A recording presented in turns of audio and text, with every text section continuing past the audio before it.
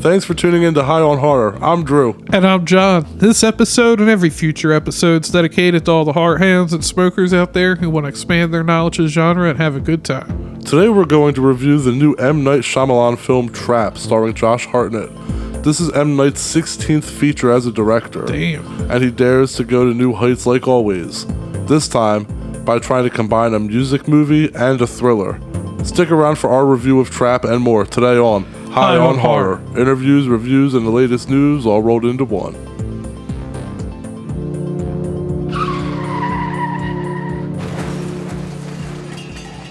You know we're going to get into the goods. Before we get into the goods, you know what time it is. It's time for Strain Wreck, the segment of our show where we discuss which strain we're getting wrecked on. This week, I got us some, let me see, what's that again? Cherry cheesecake. Dude, yes, that shit smells It smells so good. We haven't tried it yet. But it's a cross of, again, always from Leafly here. It's a cross of Kimbo Kush and cherry pie. Well, you know, I just love cheesecake. You know that's my shit. Yeah. So you just anything like the vape flavors, when you get like a cheesecake flavor vape or anything, it's always my shit. So you just tell me there's a strain to cherry cheesecake, brother. Like, yeah, I'm in. I'm in. Just say less. There's the sheets in Elkton by the dispensary. I was like, oh, I want a milkshake. It was like a cheesecake milkshake made with Philadelphia cream cheese. I was like, hell yeah. They literally, at the bottom, it was just like a bunch of crushed graham crackers that you could like mix into it. It had like little brownie bites too. Damn, dude, that's awesome. It's worth the like $6 I think I had to pay. Yeah, the cheesecake, milkshakes and peanut butter milkshakes are usually my favorites. They also got those too. This is an indica dominant strain and is just one of many cultivators that uses cherry pie genetics and aspects of its name. Nice. Pear and cherry pie is a legendary cross, so that was even a cross. There's some plant fucking going on. You got cherry pie's a cross of GDP and Durban poison, which I like Durban poison. Lots of breeders have worked it, resulting in dozens of names. For example, the Pug Genetics has a cherry pie breath, while Kimbo Kush comes from breeders, blah, blah, blah. It's going on about all these names here. I don't care. It keeps saying there's all kinds of strains with cherry and shit. So, anyway. All right. It makes you giggly, euphoric, and creative. Flavors are cheese, berry, and pine. I feel like it had like a berry smell to it. Yeah, the berry smell, but the cheese flavor, that concerns me. It tastes like Swiss cheese. I don't know if I want my weed tasting like cheese, but all right, let's And then oh shit, I lost the reviews. I'll say let's get into your review. I know you have a review for it. I got two here. This one said this strain was everything I wanted, and this first one I don't know that I've ever thought this is what I was looking for in a weed strain. Low-eyed. So the strain was everything I wanted. Low-eyed, relaxed, increased appetite, giggly, happy, etc. Settled in nicely, no heart palpitations. LOL. Would recommend it buy again. Heart palpitations. What you? I don't think there's something in your weed. Did I hear that properly? What? Low-eyed? Low-eyed. Okay. All right. And this one just says, I thought my arms were made of tofu. I don't think I've ever had that experience. Well, now I'm excited to try it. All right, light it up, John. All right, so let's get into current events this week. There hasn't really been too much going on besides like movies coming out, like Trap and stuff like that, which we're reviewing. So besides like movies bunch coming of shit out, at Spirit Halloween. Yeah, I really just don't feel like listing off because most people know about them anyway. The big one that is worth bringing up is Crawl 2 is happening, a sequel to the 2019 hit about a Category 5 hurricane and killer alligators. This time it's going to take place in New York City, and Alex Aja is back in the director's chair, and he and Sam Raimi are producers as well, just like the first film. I'm on the fence about this. Immediately, I want to be excited because the original is so good. But on the other hand, how many different scenarios can we put together where storms and killer alligators before storms starts to become complete schlock, you know? Well, I mean, you could keep making them. Just look at Sharknado. Oh, that's exactly my point. That's where we're going to end up with this. Sharknado knew what it was from the start. Right. This is going to become that even if it doesn't want to be. It's want to be at a certain point. It wasn't supposed to be. Taken is a perfect example. That worked for one movie, and they ended up getting 3 or 4 movies out of it. Even stretching it, like, too. You know what I mean? That's what I'm saying. Like, so this is one of those, like, really, like, what are the odds of this happening again? So even if they're able to pull this off and it's good, which I'm hoping it will be, I don't know if it can go beyond this before it just becomes complete bullshit. Because this one is kind of, in a way, bullshit. But I'm still wanting to see it. Yeah, and the other thing I heard, apparently it was announced a couple months ago, but we never talked about it. At the Monster Mania I went to last Saturday, Robert Englund was saying that him and John Carpenter in 2025 are getting stars on the Walk of Fame. Fucking A. Hell yeah. I saw a thing that they have to pay for it. I'm like, how's that an honor? Yeah, like yearly or monthly or something like that. I saw that, yeah. How's that an honor? Hey, we think that you deserve a star here, but you're going to have to pay us. That's some mafia shit. I just wanted to butt in real quick. This is some nice bud. Like, it's smooth hitting. It smells delicious, and the taste is, like, very woodsy. I'm tasting, like, it's earthy. I'm not tasting berry or cheese, but it's hitting pretty nice. I like this. Yeah, I'm surprised on the taste of it. I expected it to be more of a like berry fruity taste. But yeah, the whole I just punched the fuck out of the table. the star on the Walk of Fame is very cool.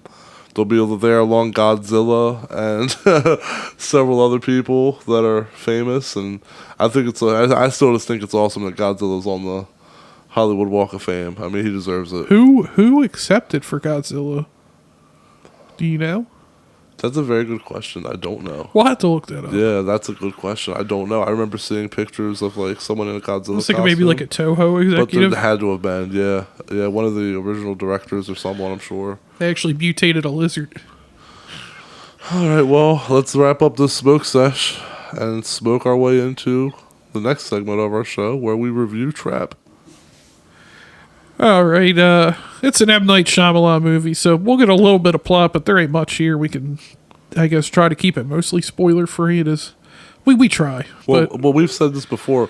M. Night's movies are very hard to do the plot of unless you want to give away shit that isn't in the trailers, but there's always so much shit that isn't in the trailer. So it's almost like you're basically going to have to you're giving a plot description of the trailer and not the movie, basically. Yeah. And I think I had mentioned on air that I wondered how they were going to tie Philadelphia into it. It's just set in Philadelphia, so that's how that figured that one out. Cooper Adams, who's being played by Josh Hartnett, he's a Philadelphia firefighter. Pop star Lady Raven, M. Night Shyamalan's real-life daughter. I don't even remember her. Salika Night Shyamalan. I saw one review, let's just be honest. They said this movie was all to promote his daughter's music career, and it's not wrong. There is a lot of her music in the movie, and from what I understand, she wrote the songs for the movie. And I was just gonna say there's a little too much concert. Yeah. But anyway, if you've seen the trailers, Cooper is there with his daughter for a concert, and it's all set up. It's a trap. Josh, you can insert. Oh damn, I can't remember his name from Star Wars. It's a trap. I don't know. You're on your own there, buddy. Admiral Akbar. But it's a trap, hence the name of the movie, and one security guard, as we saw in the trailer, is just way too happy to tell him everything that's going on. But I mean, if you think about it, somebody would probably have done that. So basically Josh Hartnett is a serial killer who they're trapping at a concert. And he's just trying to find ways out. He starts acting really weird around his daughter. But basically, the first half of this movie is a music concert. I felt like I literally went to a concert. We saw it last night. I agree. And could you imagine being the actress that plays Josh Hartnett's daughter, Cooper's Riley, Ariel Donahue? Part of your role is you have to learn the director's daughter's music so you can sing in scenes during the concert. Fair enough. And also there was like this weird little subplot of her daughter being maybe not bullied, but like ostracized from her friend group. And it just, it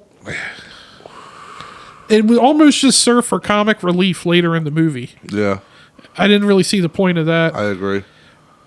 There was just a lot of decisions that I feel like I was excited to see this movie. Not as excited as Cabin in the Woods. And then I saw Cabin in the Woods. You not get the cabin. Oh, Jesus Christ. I was like, what did I say wrong? Oh, Cabin in the Woods. I mean, Cabin in the Woods is probably better than both of those. It's definitely better than Trap. Yeah. Spoiler alert. Yeah, spoiler alert. But look, we won't spoil the movie. This, although of any M. Night movie, this is the most just straightforward movie of his that I've seen. There's no real, oh shit, I didn't see that coming. There was like none of that with this. Yeah, absolutely. There was no twist that left you gasping going, damn, I was fooled. That usually happens, even in The Village. I don't like that fucking movie, but when you find out the twist that The Village, that this doesn't take place in old times, that it's in current times, like you're like, oh shit. Like, even if you don't like the movie, you're like, damn, it got me. Nah, man, not this one. Nah, it's really just a thriller. Yeah. Or I'm sorry, like I guess you'd say psychological thriller. And we don't really see too much of what makes him this badass killer. No, we don't.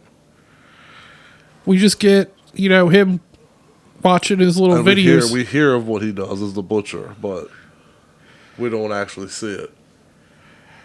And his, I don't know, Josh Hartnett's acting felt uneven. Yeah. Lady Raven, she doesn't have a bad voice, but I'm not interested in her music. It ought to be interesting. You think her career's going to take off after this? Okay, well, she's as I'll mention in my review, she's very talented, but I don't think Trap's going to be the thing that makes her career take off. Her acting was a little, I don't know, everything just, it's funny. I'm going to break, the only person in the movie I really thought played everything pretty even was the security guard. And he was ridiculous. Yeah, he was the over-the-top guy. Like, I don't know, Josh Hartnett's acting, her acting, it just felt like uneven at times. Yeah. And there's just stuff that I felt like he did as the butcher that you're like, this doesn't alert anybody. No, I know. He just gets like there's that one part where he felt like he was John Wick of being like stealthy. But the one part where he's just there standing there at the police meeting. He's just standing there. He's the only person standing there. Everybody else is in black, like SWAT uniforms and like police gear, head to toe, like helmets and shit. And he's standing there in a corduroy jacket. He's the only one in the room standing there listening. Nobody questions him or stops him. Until they're done talking, and then he just walks through with the badge he stole. And was like, they're just like, oh, do you know where the coffee's at, or where the sugar for the coffee? Or he said he was there. He was there to replace the coffee. Yeah. So they're just gonna. The SWAT's just going to be okay with this dude just like walking through like all of them. They should have been profiling him, but whatever. And then I like the fact that, I don't know, maybe, no, I feel like, I'll talk to you later about it because there was another problem later in the movie, but I feel like it would give away too much of the movie. But yeah. Understood. Yeah, I also too long. Yeah, I said that as well. It's about 20 minutes too long. Yeah. It's funny you say 20 minutes because last night I was like, how much time's left? And I looked at my phone. I was like, well, with trailers and everything, I was like, it's probably about 20 minutes left of this movie. And I was like, all right. I was hoping we're in like the final 10 or something. Like, at the very least. It just... Okay, it's just like it just felt like it's a whole cat and mouse for the whole movie that Okay, we get it. Like, Yeah. and, yeah. Overall, it's okay. What's your rating? I was gonna say it's okay. I don't hate it. I don't think it's bad. I guess trying to think of the term, underdeveloped maybe. I feel like it could have been better than what it was, but I don't think that it derided so much of what I thought it should have been that it falls into bad. It's okay. I'll go right down the middle, give it a 5 out of 10. 5, okay. Well, I had to sit on my thoughts and my opinion on this movie, and since then my opinion slightly increased. Mine actually went the opposite way, slightly decreased. Yeah, mine actually slightly increased after sleeping on it overnight and thinking about it this morning, but this is still a hot mess for me. We talked before when we reviewed Knock at the Cabin how M. Night can either hit or completely drop the ball. He hits it hard or completely drops the ball. And I wouldn't say that this was a ball drop. This isn't Lady in the Water, but this was built up to be something that it wasn't. And the twist wasn't that big of a twist. Usually his plot twists, even if you don't like the movie, like I said earlier, you're like, damn, that was nuts. But not this movie. It's as straightforward gets. And I just feel like it's too fun and quirky to ever really glue me to my seat. It wasn't an edge of your seat thriller by any means. Knowledge Dog, M. Night said that this was the fastest script he'd ever written in 5 months. Maybe it's fun. The idea was formed years ago, though. Anyway. Oh yeah. Also, it's his first one without. I believe it's Universal since After Earth, but it's his first one back with Warner Brothers since Lady in the Water. Correct. Yeah. And I usually champion Josh Hartnett. I love that. I've loved that guy since The Faculty. Fun fact. Halloween H2O has Josh Hartnett in the credits as introducing Josh Hartnett. This is because H2O was his actual first film, but The Faculty came out first, so he was already known by the time H2O hit. Yeah. Anyway, it's kind of funny. Happened with Paul Rudd. Did it? Paul Rudd. Yeah, with Halloween 6, right? Yeah, and Clueless came out before Halloween 6. But Halloween 6 was his first movie. Yeah, oh shit. Damn, that should be we should post on Instagram, make some knowledge dog posts or something.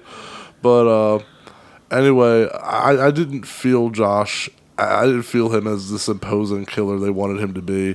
There was a point when I laughed and looked at you when I asked, "Is he the Terminator?" I think Josh would have played a much more better Dexter style of killer than this odd Michael Myers tased me 10 times and watch me keep walking through it shit. Josh actually said that he liked playing the role of this killer because he liked how close to the edge the character was, and it's not something he ever expected to play. Salika Shyamalan said that collaborating with her dad flowed fairly easy, and that once she knew the sound he was going for the film, she just rolled the music out. She had to make 14 songs. Damn, that's a lot. Yeah, man, that's a lot. And I feel like we heard all 14 of them. I was going to say that. We heard all 14 of them. She's a talented singer, but I didn't want to watch a home video concert of a pop concert, right? Which is what this movie feels like. There's way too much focus on the music, and it quite frankly took me out of it more than once. It's like the John Wick club scenes, like when there's that dubstep bumping and all this crazy gunfights and actions. But imagine if they just focus like less time on the John Wick fighting and more on the DJ and the people in the crowd like jumping around and dancing. And it's just like, what the fuck? Like where's the meat on the potatoes, or with the potatoes? I mean, and Bull with the shirt. The shirt and the hair. Her other singer, yeah. He's like what, like? Well, I don't know what his name was, but he has like the long curly. And he had the Weird Al hair. I mean, he had to have been shorter than me, dude. And I'm like, the rapper. Fucking ridiculous. Dude, that shit. Yeah, the dude. It looked like he had like Targaryen hair. Oh yeah, that guy backstage. Yeah, he was pretty funny. But no, I'd watch this again because I know Sam will want to watch it. After that, I can't say that I'll never watch it again, but it's going to be a long time.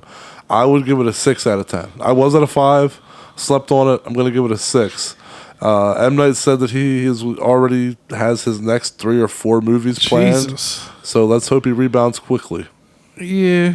I mean, it's not bad, but it's not good. Yeah.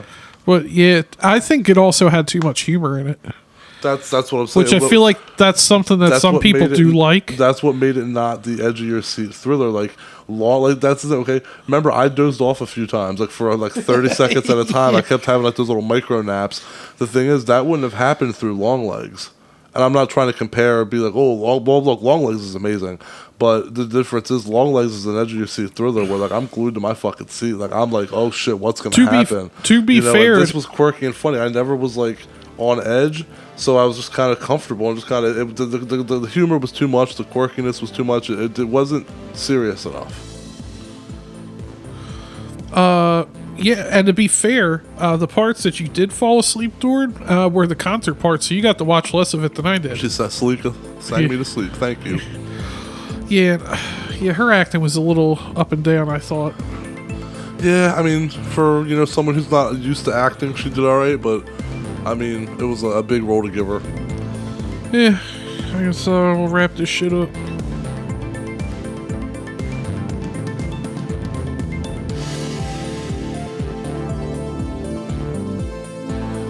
Thanks to all the horror hounds and smokers out there for tuning in.